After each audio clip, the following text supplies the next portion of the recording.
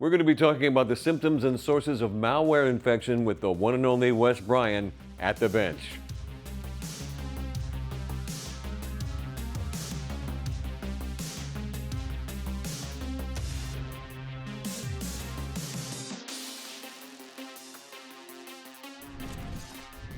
So, Wes, Yes, I'm going sir. to begin this conversation on a high note. All right. Malware infections. Oh, that's a low note. How do we know if we have malware infections? What are some of the symptom sources of that, huh? Yeah, sometimes you don't know. Sometimes it manifests itself in, just random things happening on your computer. If you have applications that all of a sudden you don't remember downloading, but they're on your computer somewhere, and so for some reason they're running. Other things too, like for instance, when you open up your web browsers, you get what's known as a browser redirection, or you have a hijacked home page. And what I mean is, like for instance, I set my home page to Google because I'm always using the Google search engine, just find information. And all of a sudden I go in there and I've got this, no longer have that as my home page. I've got this, hey, buy our anti-malware software, and that's the only thing I can view. Chances are you've got some kind of virus or some kind of, and I'm using the term malware more as the true blanket term. Yeah. Some people might say, hey, I've got a virus. Virus is just one form of malware, but there's a lot of different types of malware out there. Things like we hear a lot today about ransomware, right? It's a big thing. Botnets, Trojan, if you will. The worms is another one too. So just really all encompassing when I say malware itself. Yeah, that's actually happened to me where I've gone to my home page and all of a sudden it said you are infected. Yes. You have to go here right now, otherwise your whole system could crash. Yeah. And we know, of course, that's malware. That's what I call scareware. They're just trying to scare you. In fact, a lot of times they're the ones that seeded that in the first place. Right. Because really just malware comes down to any kind of code that gets onto your computer, any software that causes an undesired output, if you will. So. All right. We can identify that, but what causes that? I mean, how does that happen exactly? Well, through lack of user awareness, I will say is probably one of the big things. In security training, that's one of the things they talk about right away, is that end users just need to be aware that this happens.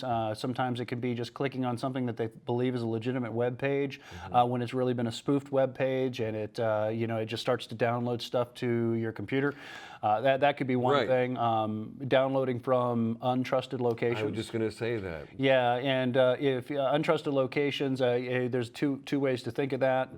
If we say untrusted, it could be untrusted by the operating system, and that means that a lot of times when you see things like secure websites, you have little digital information on your computer that when you go to that website, your computer can verify and validate, hey, I know who that is. Let's say it's a very reputable company. Let's say it's like security software like Kaspersky. Right. Well, Kaspersky's website is stamped with this digital information that Windows can check and can confirm. Like a certificate or something. Yeah, that's what they're called. They're called certificates. Yeah. Just a little digital identity, if you can think about it. And it can say, hey, I know who Kaspersky is, and I trust them, rather than you just got hacked.com. I'm just making something up out there, and it goes to inspect it. That just happened to me. That's right.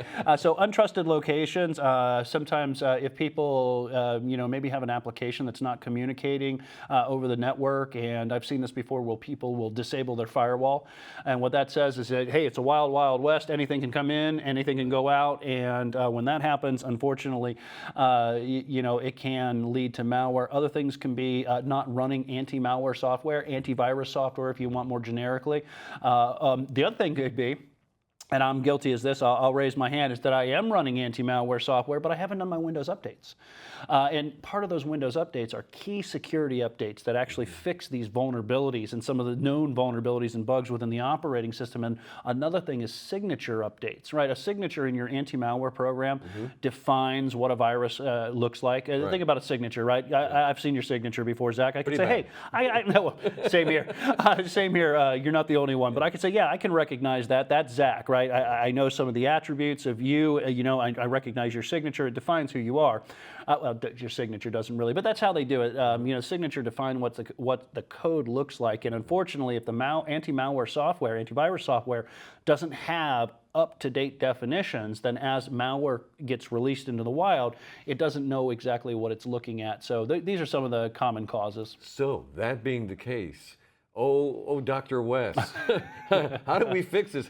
What is the answer to all this? Well, I'm not a doctor. I just play one on TV. That's right, you do. You do a very good Disclaimer job, there. too. That's right. No, so one of the first places in Windows that I would always say start out is something called the Windows Security Center. And really, I can show you right here how to get here. So if we just right-click on our Start button here, if you will, Windows tile, and choose Settings, you're going to go into the Windows Settings interface. And I can see that updates are actually in progress right here. So this is kind of cool. good. This is giving me a heads up, but this is really contingent on the version of Windows 10 you have. But what we want to see is we want to go down here to the Windows Update and Security. Right. All right, and when we go to Windows Update and Security, one of the first things I would probably do is check for updates. I'm going to go ahead and run that real quick, and it says it's updating in progress, and we'll come back and see what it finds for us. But then I'm going to go to Windows Security here. And Windows Security, there is a good, what I call a hood, a heads-up display on here, and it shows you some of the things that you need to worry about.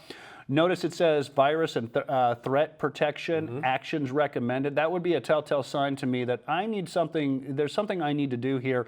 And my guess is, given the Windows 10 platform interface, they probably want me to log in with a Microsoft account, and they probably want me to enable OneDrive. I'm not too worried about those, but that would be my thought. Account protection, actions recommended. Again, account protection, one of those things is probably logging in with a Microsoft account so that if anything happens on your computer and you have to reformat it, maybe say because of malware, you can log back into your Microsoft account and pull all those settings and all those files back down to the freshly installed copy of Windows. Okay. Remember I said the firewall itself, the firewall can be a problem. People might disable the firewall. Notice it tells me no actions needed, but let's look at the firewall here real quick in the Windows Security Center. This brings up the main security interface, Windows security interface. It's kind of like a door in front of a door that leads to a door. But the good doors are good. doors are good, yeah. So what this does is it looks at your firewall and it says, hey, is there anything that you need to do? Notice it says who and what can access your networks, and you've got a few different profiles depending on where you're connected to, what network you're connected to. If I'm connected to my home network where I trust it, firewall settings are a little bit less restrictive. However, if you're on a public network, you always want to make sure, maybe you're sitting in a coffee shop, maybe your favorite place to grab a cup of coffee, and you're on their wireless network. Exactly, or you're running their wireless network, then you're not going to be wanting to run these other profiles. And the domain profile only applies to a system that is connected to a Windows Active Directory domain inside of a business-based network. I'm not connected to that. And I'm not connected, honestly, to a private network. I'm kind of technically connected to the ITProTV network, but I treat it as a public network. And what that does is, versus the private network, is that makes sure that not every machine on my network can see me. When you're on a private network, if you think about it, Zach, I know you're like me, you have kids at the house, you're right, you got your kids, they're on your home network, right? Their computers are there. You obviously trust their computers, and you don't really care if they see your computer and you can see their computer. But on a hotspot, I don't want other people seeing my computer because then they can potentially connect to my, it's called network discovery. They can potentially discover my computer and then maybe launch into an attack after that. So if we can see here that the firewall is on. Yeah, all the firewalls are on. That's right. One of the things that you could see right away is if I choose off, notice it's going to require an administrator to do this, but I want to show you what would happen if you would identify that the firewall is off versus it being on. I think if we go back to the home location, oh no, it might, you know what, it's letting me know, see here? It's saying, hey, our coffee shop firewall profile, which is active, is off, right? So I get a heads up right away that something is gone. Quick. That's right. We need to turn this back on. So that's one thing that you want to do. You also want to make sure that it is turned on. It is, notice it says, just there for a second. I don't know if you noticed that. Settings? Yeah, it said, hey, you're in an unsafe configuration. Yes, you want to change this. So if you ever open up Windows Security and you see that, it's time to enable that firewall. Pay attention. Pay attention. Definitely. And speaking of paying attention, I like that. That kind of segues into see the firewall notification settings here. If I choose this jump link, there are different providers, and you can control how many of these notifications you receive. Yes. Some people maybe see these notifications and they get kind of immune to them, so they say, okay, I don't want to know about anything. Let me just disable them. Well, that's one of your main starting points to saying, hey, I know something's going wrong. I want to be aware of it. So I wouldn't disable that. Now, neither. so that kind of takes care of our firewall. However, there are a couple other things too that we want to look at. Like for instance, let's go back to the home button so you can kind of see. Let me know that there's a couple of things that I need to do for virus and threat protection. And there's another way into there. And notice it's telling me what I thought. It wants me to set really up wants you to have OneDrive. It OneDrive. really does. Microsoft really It pushes really this, does. but I'm going to dismiss this because I don't want to log in.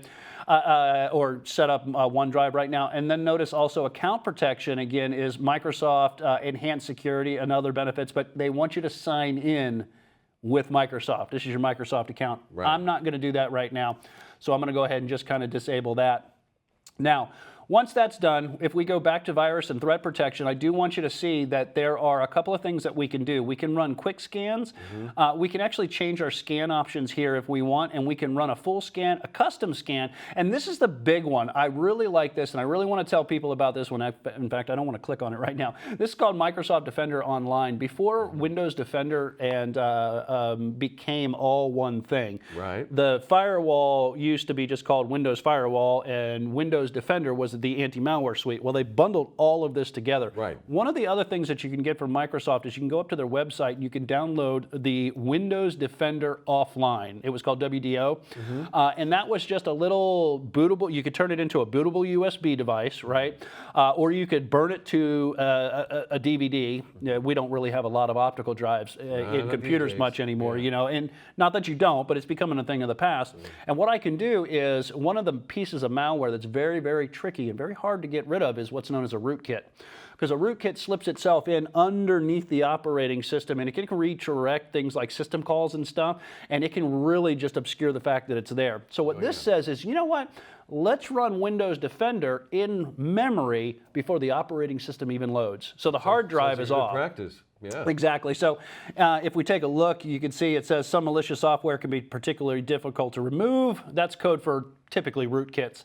And I would run this if you think that you potentially have malware. Now, a couple of differences between this. Quick Scan says just check for the common places where threats are found. Let me tell you really the difference between the common scan and the custom scan. The common scan, custom scan and quick scan. The custom scan is going to do a quick scan and then anything else you include. Okay. It's essentially not much different. Not much right? different. So if I have a USB thumb drive and I think I want to scan that and see if it's got malware, maybe it's the source of malware, you know, the USB thumb drive, you plug it in and you can say, okay, I want you to do the custom scan, which means run the quick scan, the common places, but then also check that thumb drive. Full scan, it's pretty self-evident. That says run it against everything in the operating, every single location in the operating system yet. Gotcha. If you have a lot of time, that's good, especially if you got terabytes of information. This could take a very long time to do. Yeah, I'm sure. And that's great. So those are really some of the things that we can do when it comes to preventing malware. Another thing you could do here is you'll notice that there's this device security, excuse me. Yes. Device security leverages some of the virtualization that is in Windows, and it says that there are portions of your device that we virtualize and we don't allow code to actively run in those locations. Okay. We kind of sandbox it, right? Think about the sandbox. Your toys are in the sandbox. They're not outside of the sandbox. They stay right there. So this has nothing to do with VM. It's really not. It's not a VM, but it's based on the technology that run virtual machines. Absolutely. So it's still running that same virtualization, but it says let's take this portion, this area, and we're going to put code in there. Okay. But that code can't affect anything to the other portions of the system, right? So virtualization-based security is definitely something to have enabled. And you can hit the core isolation details, and you can see that it asked, hey, do you want to prevent, you notice memory integrity? It says prevents attacks from inserting malicious code into high security processes. That's that quarantining, or that sandboxing. And you can see it's on by default. So very good. Those are some of the other things that we want to make sure that we look at, inside of our Windows security. Fantastic. Anything else, Wes? Sure. One of the things I mentioned at the beginning was trusted download or trusted sources for download. Right. You mentioned that. Yeah, and this is like a download even from something that you might trust. Even. You might trust. Okay, yeah. So when you go to download a piece of software, it just says that Windows wants to recognize who the publisher of that software is, and again, it does it kind of by those digital security identifiers that we talk about, certificates, and that's how it identifies the application is valid via the publisher has said this is who we are. This is our software, and we got a little check that you can do against that software to verify it is who we say it is. Yes. Now, that doesn't mean that it gets it right all the time. Like, for instance, sometimes I go up and I download an open source piece of software called Notepad++, a lot of enhancements over Notepad. I trust it. Windows, as it updates regularly, the Notepad++ doesn't recognize some of the later versions of it. It doesn't mean that it's untrusted software.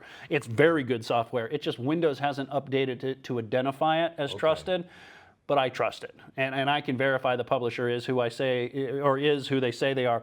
Now, there's another way that you can actually do this inside of your operating system. So Windows Security, you'll notice there's app and browser control. Yes. Notice there's reputation-based protection. That is, these settings protect your device from malicious or potentially unwanted software, and we could turn this on. So if we turn this on, right, it's going to trigger the user account control, and that's okay. So now it's turned on, and we also have things like exploitation protection that's built into Windows, but even more than that, by the way, this is actually enabled by default, exploit protection. There's another setting that isn't, I should say, better English there, inside of the Windows Security Center, and if we close all of this down, I'm going to go ahead and open the Edge web browser. And here you can see, this is where I told you you could see you were definitely hijacked or something if it wasn't a Google homepage, and I was expecting it to be. If it's a gaggle, for instance. Yeah. Notice the little three-dot ellipsis up here in the upper right-hand corner. If we choose that and we go down to, really the first, second up from the bottom, notice there's settings right here. If I click settings and the arrow button to expand the navigation view, notice privacy and security. Yes. Privacy and security, if you scroll all the way down to the bottom, this has been in Windows for a very long time. It was in Internet Explorer as well. This is the Windows Defender Smart Screen. It's on by default. But notice it says, help protect me from malicious sites and downloads using the Windows Defender Smart Screen. And that's part of that reputation. Windows Defender has a database that it searches for known good software. And if it says, it's kind of like you go and like maybe you and your friend making reservations at a restaurant, all right, but I don't make reservations at the restaurant, right? We both go up there at the same time. The person, the hostess or the host at the door says, Zach, I see party of one. Okay, I know who you are. You're on the list. Go ahead and go inside. I go up there and it says, Wes Bryant. Yeah, I don't see you. I don't know who you are. Hold on. Let's throw up a warning here real quick and say you might not want to trust this person because we don't see him in the list. That's kind of how Windows Defender works. It checks this database for known good software, and if it doesn't find it in the list, then it says you might want to steer away. You might want to, for instance, close down the website, or you might not want to download the software that's trying to download because there could be a potential for it to be malware in general. Right. One last thing I want to show you here, and if we look in the lower left-hand or right-hand corner of the screen, I can see that there are updates present with this little icon right here. Oh, for goodness sake. And if I choose that icon right there, it should bring me up to back to Windows Update. I could almost be almost certain, not really certain, I don't see them right now, but that there could be Windows Defender signature definitions inside of this list too. And at any point, we still want to do our updates, and you can see that it's already kind of updated the machine. It just needs to finalize the installation by restarting.